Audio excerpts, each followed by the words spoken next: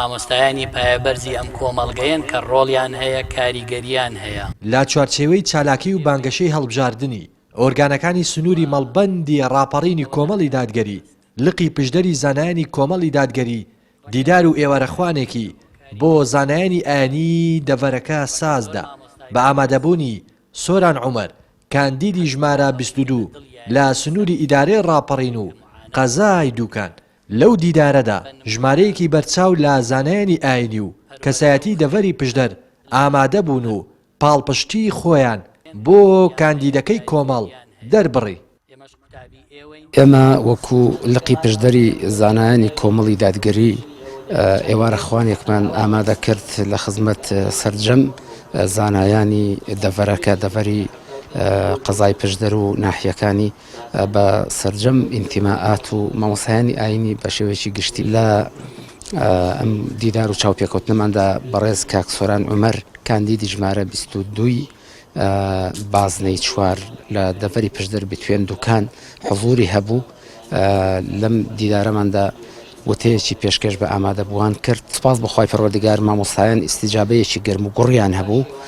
زیاد لە 150 لە مامۆستایانی دەڤەرەکە حضوریان هەیە لەم مولتەقا و کۆبوونەوەیەدا. خوا پاداشتیان داتەوە، هەموویان داکۆچیان لەسەرەوە کرد کە پێویستە میلەتێکی موسڵمان کاندیدانێکی وەکو کاک سۆران عومەر دەست بەدەست نوێش ئەهلی ئیمان بۆ داکۆچیکردن لە دین و ژینی ئەم خەڵکە موسڵمانە بنێرنە پەرلەمانی عێراق و لەوێ داکۆچی لە حەق و مافەکانیان بکەن. وەتە ئێمە سوپاسی لقی یەکێتی زانایانی کۆمەڵی دادگەری دەکەین کە ئەو مۆسیم و مراسیمی ڕێکخستووە بەڕاستی ئەسباب و هۆکارێکی گەورەیە بۆ لە نزیکەوە یەکتر ناسینی مامۆستایان و بە ئاگابوون و ئاگاداربوونی مامۆستایان لەو زروفەی لەو وەزعی کە ئێستا پێ دەگوترێ هەڵبژاردن و ئینتیخابات هاتۆتە پێشێ. حەقی خۆیەتی مامۆستایانی وەکو باقی خەڵکی تر کە هەر کەسە بانگەشە و بانگەوازی خۆی هەیە بۆ مەرام و مەبەستی خۆی. قیمەی ئەهلی ئیسلام و مامۆستایانی ئاینیش حەقی خۆیەتی کە چ بە حەق و بە باش و بەڕاست و بە چاک بزانین دیفاعی لێ بکەین، پشگیری بکەین.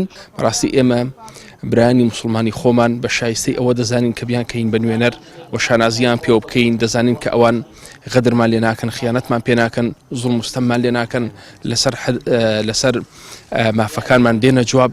و بە تایبەتی برای بەڕێز و خۆشەویستمان کاک سۆران عومەر کە لەو مەنتیقەیە لە سنووری بیتۆن پشدەر کاندیدا پیاوێکی بە جورئەتە، پیاوێکە بەڕاستی تا سەر ئێسقان دژی زوڵم و ستەم ڕادەوەستێت.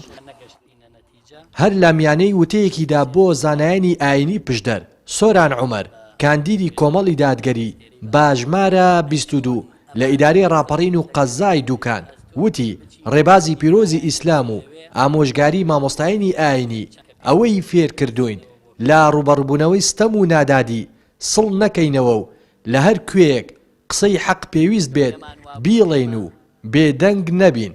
هەر بۆیە ئێمەی کاندیدانی کۆمەڵی دادگەری بەم نەفەسەوە هاتووینەتە مەیدانی کێبڕکێ.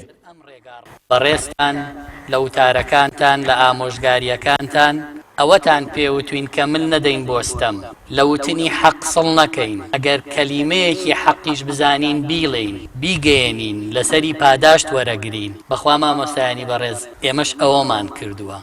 ئێمە بۆ بەرگری لێتان لە پێشتانەوەی، بۆ پشتیوانی لێتان خوا پشتیوان بێ لە پشتانین و هەر کەسێکی تریش کە پێویستی بەوە بێ بە حەق دیفاعی لێ بکەین بە واجبی خۆمان ێزانین.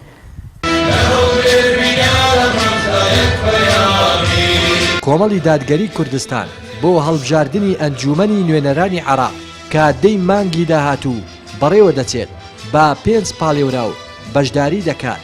سەرجەم کاندیدەکانیشی وەکو هاوڵاتیان شایەتی بۆ دەدەن خاوەن ڕابردووی خزمەت و داکۆکی لە مافە سیاسی و مەدەنیەکانی هاوڵاتیانن. لە دەڤەری پشدەرەوە ڕێناس ئەرسەلان، کەناڵی پەیام.